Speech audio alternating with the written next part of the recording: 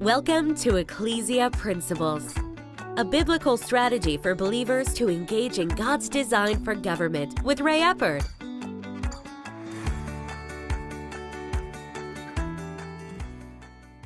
Hello, glad you could join us again today. We're continuing to talk this week about balancing self-government and centralization. Now, this week we're going to be focusing more on what do we do? How do we keep that balance? And especially with where we are right now, centralization, which again is not a bad thing. It just has to be kept in balance. Centralization right now is creeping up in dominance over self-government, over individual rights. So what do we do? That's what we're going to talk about. And again, with this, our text for this has been from Romans chapter 7. We've used a couple different verses. But in essence, it is the idea and the concept that every human has a sin nature. We have a fallen nature. Romans 7:23 puts it this way, "But I see another law in my members, warring against the law of my mind, and bringing me into captivity to the law of sin, which is in my members." So again, Paul here identifies that there is a law of sin. There is this nature inside of each one of us, because we're descendants of Adam, that ultimately, as he says earlier in chapter 7, it causes us to want to do things that we know is not right. And it pushes that agenda. Now, the thing is, as power grows, as a person has more power, then if they do not have self-government, if they do not have good management of themselves. I've heard people say that money doesn't change people. Money just reveals people. In other words, what they already were, they now have the money to do. And that's very true, because ultimately, again, it comes down to this.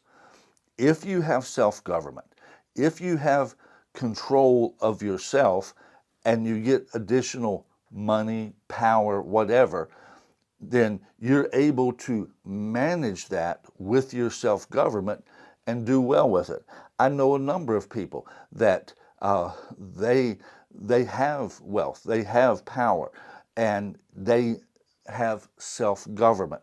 So they're not like some of these people. But at the same time, we all are aware of people that do have money, do have power, but they have no self-government. And so they do this, they do that, they do the other thing.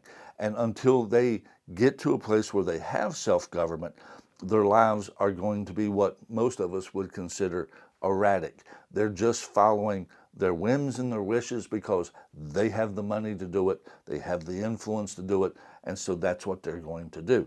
Well, again, you put that from just having an individual with power to you put that person in a centralization aspect where they are overseeing something that has become so centralized that now not only are they directing their lives, they are affecting so many, major corporations and some of them hundreds of thousands of people. And if that person does not have good self-government, it can create all kinds of problems. Now, it might be that they have good self-government in dealing with the company, but then they want to leverage. They want to leverage that power in other areas. And at that point, a very easy target here is Hollywood. Actors and actresses who, because they make the money that they do and are famous, very often, and I'm not saying that they don't have the right to speak out, but they tend to speak out in very condescending ways, like they're better than everyone else, and they are trying to use their position to largely intimidate other people. Now, at that point, just because they're doing well that they can act, that does not mean that they understand any of these other things. It does not mean that they have self-government, and Lord knows a lot of them there do not. They do not have self-government, and it's just they're trying to influence things in a certain direction. And you see that even in corporations. But what we have to do, again, is we have to promote self-government. Self-government. Ultimately, with the founding of our nation, when we fought against England in the Revolutionary War, and we were establishing our own nation, and if you would, the 13 colonies were trying to create some centralization. The United States of America, they were endeavoring to create some centralization, because if they couldn't create it, then that was going to be a problem. You know, Benjamin Franklin famously said during the debates about the Declaration of Independence, and when they were trying to determine all that, he said, surely we must, he said, we must all hang together, for surely if we do not, we shall all hang separately. And at that point, they were seeking to create some centralization. But when they formed the Constitution, and there was an understanding of what unalienable rights were, but in the process of that discussion, a number of people would not sign off on the Constitution without a listing of the rights of the individual. Because their statement basically was, there may come a day when people do not understand what their unalienable rights are, and we need to list them. And that's how we got the Bill of Rights, the first 10 amendments to the Constitution.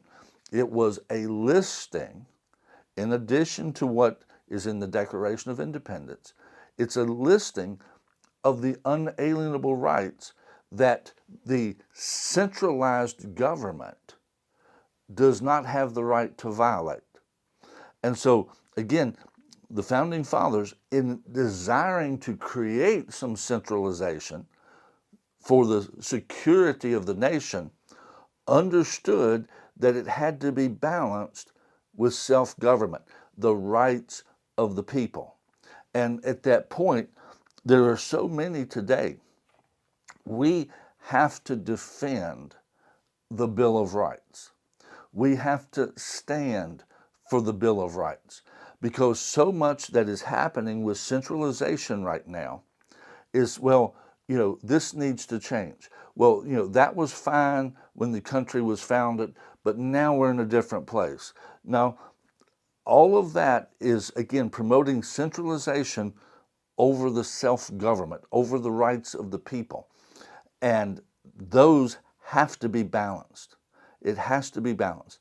If you would, if self-government is too powerful, then it creates anarchy and chaos. If centralization is too powerful, then it creates oppression on the people. And those are just givens. It will always go that way. We have to continue to pursue centralization, but what we have to do in this environment is we have to understand that the Bill of Rights, the things that were listed there, freedom of speech, even when we disagree with the speech, there needs to be freedom of speech. Because again, that's part of what sets off the centralization. You know, during COVID, and if you've read any of the Twitter files, if you would, about what was being done during that time, there was proactive squashing of anything contrary to the governmental approach to things, that free speech was being eliminated. And you might say, yeah, but these people were doctors, experts. They were squashing the opinions of doctors and experts that didn't agree with them. The only way that you can counterbalance centralization is with the rights of the individual, self-government. Freedom of speech has to be defended. Freedom of speech has to be defended. A very easy one, contrary to what a lot of people think, the right to bear arms has nothing to do with squirrel hunting. It has nothing to do with providing food for your family. That is not why that was put in there. It was put in there so that the people, if necessary, could form a militia against the government. Now, I'm sure that some people will think I'm a heretic and I'll probably have to go on some kind of list now. But that's what it was in there for. If you would, Hitler, when he was advancing, Switzerland was an easy target, but everybody in Switzerland had a gun. He would have to fight from house to house to house, and every individual would have fought him. He bypassed Switzerland, not because it was neutral and willing to stay out of it. Well, that would be an easier target than somebody resisting you. No, he knew all the people were armed. Same thing is true during World War II. Japan actually made statements that they would not invade America because everyone in America had a gun and they would have to fight everyone. That's why they bombed and left. And they didn't want to invade. They knew they could not win that type of a battle. And you see, ultimately, armed citizens is for the protection of the nation. It is for the protection of the people. And historically, that has always been the case. And anyone that tells you anything different is actually, look up their sources. Look in our own country right now. You look at the places with the highest violent crime. They are the places that have the strictest gun laws. Where there's right to bear arms and it's not really restricted, that happens much less, much less. You say, well, what about the mass shootings? Again, if you take it as a whole, where there are weapons, there are less deaths than where gun laws are extremely rigid. A lot more. I mean, basically Chicago almost has mass shootings every week based on the number of people and that get shot and killed because they're just individuals, but they have some of the strictest gun laws. Well, what happens in those cases? Well, as we all know, the criminals still have them and the law-abiding citizens don't. And it creates issues and it creates problems. The only way you can counterbalance centralization is by supporting the rights of the individual, by supporting the rights of self-government. That has to be done.